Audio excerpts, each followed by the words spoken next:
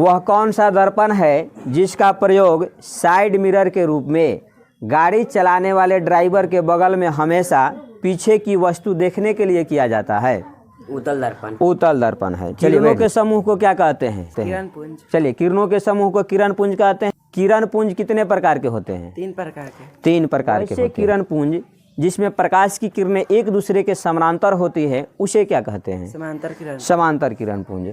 वैसे किरण पुंज जिसमें प्रकाश की किरणें दूर से आकर के एक बिंदु पर मिलती है या मिलती हुई प्रतीत होती है उसे हम लोग कौन सा किरण पुंज कहते हैं? अभिसारी किरण पुंज। अभिसारी किरण पुंज। वैसे किरण पुंज जिसमें एक बिंदु स्रोत से किरण निकल करके फैलती है या फैलती हुई प्रतीत होती है उसे हम लोग क्या कहते हैं? अपसारी किरण। अपसारी किरण पुंज। चलिए, पहला सवाल है कि प्रकाश तरंग है या कण? प्रकाश तरंग और कण दोनों। चलिए, प्रकाश तरंग और कण। प्रकाश कौन सा तरंग है? प्रकाश चुंबकीय अनुप्रस्थ तरंग है। हाँ, बैठ। प्रकाश के परावर्तन के कितने नियम हैं? 2 नियम है। बैठ जाइए। प्रकाश के जो परावर्तन का नियम है इसमें आपतन कोण और परावर्तन कोण में क्या संबंध है? चलिए, आपतन कोण हमेशा परावर्तन कोण के बराबर होता है। बैठ। जब प्रकाश किसी वस्तु से टकरा कर लौट जाती है तो इस घटना को क्या कहा जाता है? प्रकाश की परिवर्तन। प्रकाश का प्रवर्तन। बैठ जाइए। प्रकाश जिस पथ पर चलते उसे क्या कहते हैं? किरण कहते हैं। किरणों के समूह को क्या कहा जाता है? चलिए, किरणों के समूह को किरण पुंज कहा जाता है। कितने प्रकार के होते हैं? किरण पुंज 3 प्रकार के होते हैं। चलिए, नाम बताइए। समांतर किरण पुंज, अपसारी किरण पुंज, अभिसारी किरण। चलिए, समानांतर किरण पुंज, अभिसारी किरण पुंज और अपसारी किरण पुंज। ठीक है। जो वस्तुएं प्रकाश का उत्सर्जन करता है उसे क्या कहते हैं? प्रकाश स्रोत। प्रकाश स्रोत कहते हैं। जो वस्तुएं प्रकाश को उत्सर्जित करता है उसे क्या कहते हैं? दीप्त वस्तु बोलते हैं। बैठ जाइए। जो वस्तु प्रकाश का उत्सर्जन नहीं करता है उसे क्या कहते हैं? अदीप्त वस्तु कहते हैं। अदीप्त वस्तु। जिस वस्तु से होकर प्रकाश इस पार से उस पार जा सकता है उसे क्या कहते हैं? पारदर्शी कहते हैं। पारदर्शी वस्तु कहते हैं। जिस वस्तु से होकर प्रकाश इस पार से उस पार नहीं जा सकता है उसे हम लोग क्या कहते हैं? अपारदर्शी। अपारदर्शी वस्तु कहते हैं। जिस वस्तु से होकर प्रकाश आंशिक मात्रा में यानी बहुत कम मात्रा में इस पार से उस पार जाता है उसे क्या कहते हैं?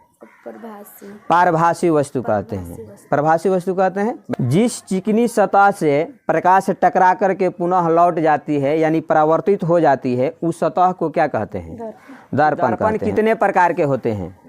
दर्पण 2 प्रकार के होते हैं, गोलीय दर्पण, समतल दर्पण। गोलीय दर्पण और समतल दर्पण। जिस दर्पण का परावर्तक सतह समतल होता है उस दर्पण को क्या कहते हैं? समतल दर्पण। वैसे दर्पण जिसका परावर्तक सतह किसी खोखले गोले का भाग होता है उसे हम लोग क्या कहते हैं? गोलीय दर्पण। गोलीय दर्पण। गोलीय दर्पण कितने प्रकार के होते हैं? 2 प्रकार के होते हैं, अवतल दर्पण, उत्तल दर्पण। गोलीय दर्पण का परावर्तक सतह धंसा हुआ है उस दर्पण को क्या कहते हैं? अवतल दर्पण। अवतल दर्पण कहते हैं। और जिस गोलीय दर्पण का परावर्तक सतह उभरा हुआ है यानी उठा हुआ है उस दर्पण को क्या कहते हैं? उत्तल दर्पण कहते हैं। उत्तल दर्पण कहते हैं। किसी बिंदु स्रोत से आती प्रकाश की किरणें दर्पण से परावर्तन के बाद जिस बिंदु पर मिलती है या मिलती हुई प्रतीत होती है उसे उस बिंदु स्रोत का क्या कहते हैं? प्रतिबिंब कहते हैं। प्रतिबिंब कहते हैं।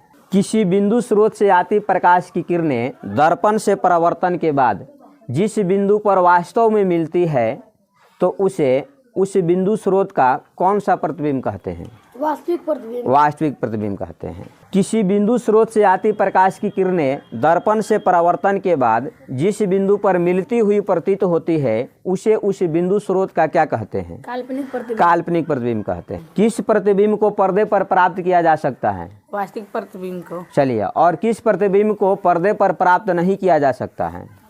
काल्पनिक प्रतिबिंब को। काल्पनिक प्रतिबिंब। वास्तविक प्रतिबिंब कैसा होता है? उल्टा होता है। चलिए, वास्तविक प्रतिबिंब हमेशा वस्तु की अपेक्षा उल्टी होती है। ठीक है। बैठ। काल्पनिक प्रतिबिंब कैसा होता है? आभासी और सीधा होता है। चलिए, काल्पनिक प्रतिबिंब हमेशा वस्तु की अपेक्षा आभासी और सीधा होता है। बैठ। चलिए, समतल दर्पण का उपयोग बताइए। चेहरा देखने में। चेहरा देखने में। बैठ जाइए।